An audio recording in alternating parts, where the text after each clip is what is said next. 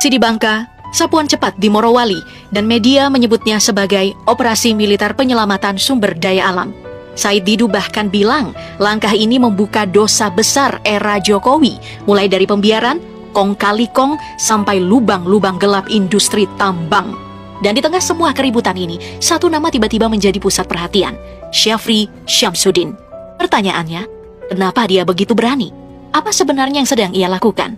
Dan siapa sebenarnya Syafri?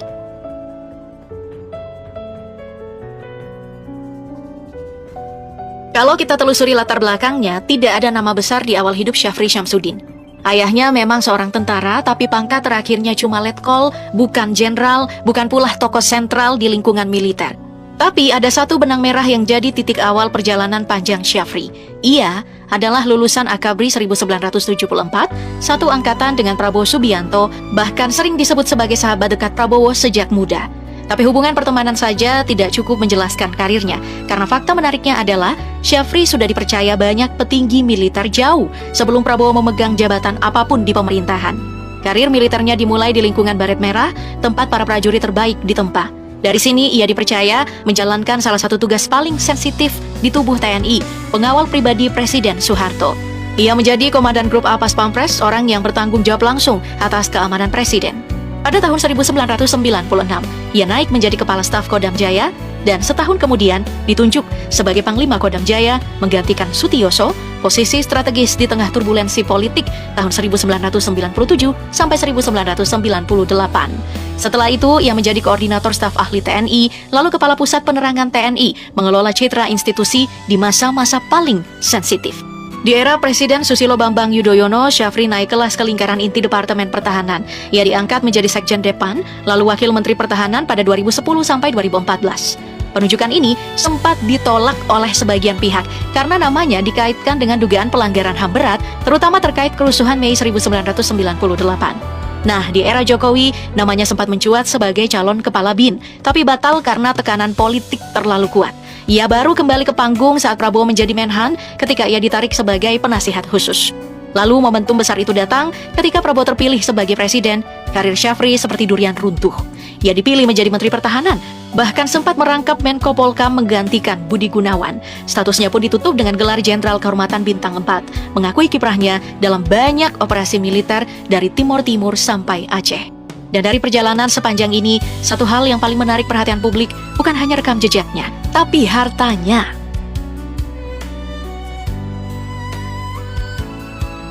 Soal total kekayaan, inilah bagian yang bikin banyak orang menoleh.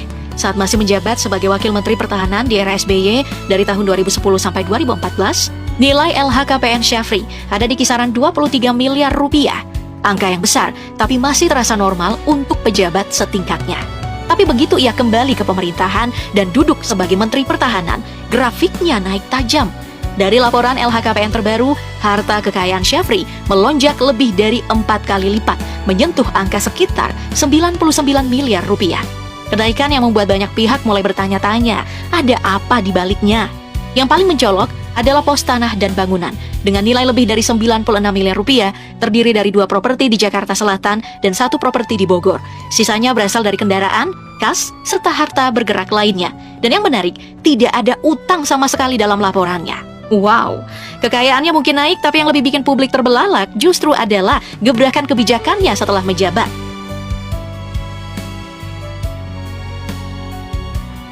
Oke, kita kesampingkan dulu soal lonjakan harta kekayaannya, karena yang jauh lebih penting untuk kita bahas adalah gebrakan kebijakan yang ia lakukan.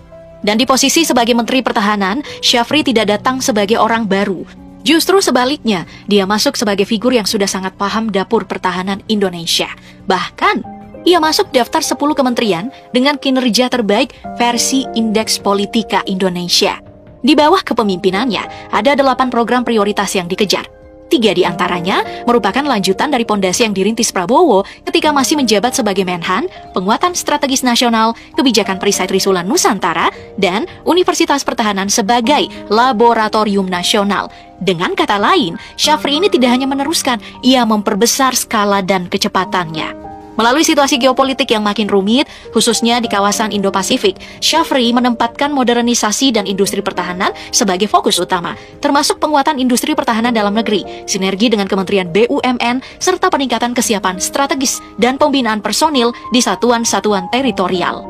Di luar itu, ia juga memperluas diplomasi pertahanan lewat kerjasama bilateral sambil tetap menjaga posisi Indonesia sebagai negara yang netral dan tidak mudah ditarik blok. Tapi yang paling menarik perhatian publik adalah kebijakan di Papua. Sebelumnya, Menteri Pertahanan identik dengan pendekatan operasi militer, namun Shafri mengambil arah lain yang ia sebut smart approach. Intinya, TNI tetap menjaga kedaulatan, tapi dengan pendekatan yang bisa merebut hati masyarakat Papua. Salah satu program ambisiusnya bahkan mencanangkan 150 batalion setiap tahun, dengan target 750 batalion tersebar di titik-titik sentral Indonesia pada tahun 2029. Tapi, perhatian terbesar justru muncul dari kebijakan terbaru, TNI menjaga kilang minyak dan tambang.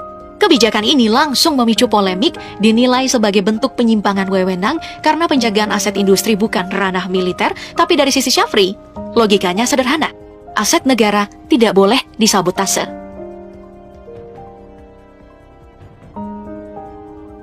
Soal kebijakan TNI jaga kilang minyak dan tambang, ada satu hal yang jauh lebih menarik daripada sekadar debat boleh atau tidak. Karena ujung dari perdebatan ini justru muncul lewat satu peristiwa besar.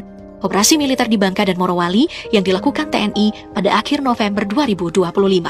Di sini letaknya ledakan dramatisnya. Operasi ini disebut sebagai upaya membuka dosa lama era Jokowi.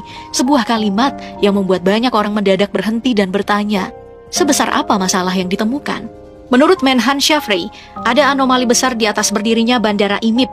Anomali yang terjadi karena ketidakhadiran perangkat negara. Bandara muncul, beroperasi, tapi jejak pengawasan negara kosong. Jokowi bisa saja membantah pernah meresmikan Bandara IMIP. Luhut yang saat itu menjabat Menko Marves juga menegaskan tidak pernah memberikan izin menjadikan bandara ini berstatus internasional.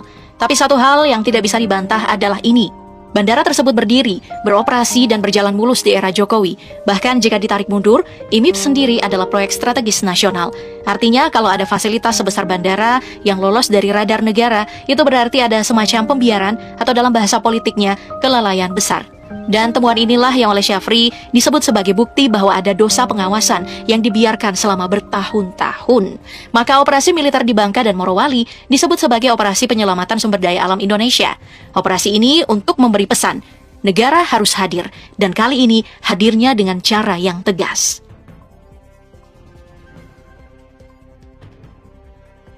Pada akhirnya semua pertanyaan mengerucut ke satu titik. Siapa sebenarnya Shafri Syamsuddin bagi Indonesia? Apakah ia layak dilihat sebagai pagar besi kedaulatan Indonesia, sosok yang turun tangan ketika negara dianggap absen, membongkar anomali, dan memastikan sumber daya strategis tak lagi dikendalikan pihak asing atau mafia? Atau justru sebaliknya? Apakah ia adalah simbol kembalinya pendekatan militer keras ke ruang-ruang sipil? Dari TNI jaga kilang, operasi besar di Morowali, hingga penertiban bandara ilegal, semuanya memberi kesan bahwa kekuasaan militer kembali menjadi alat utama untuk mengatur negara. Di satu sisi, publik menyukai ketegasan.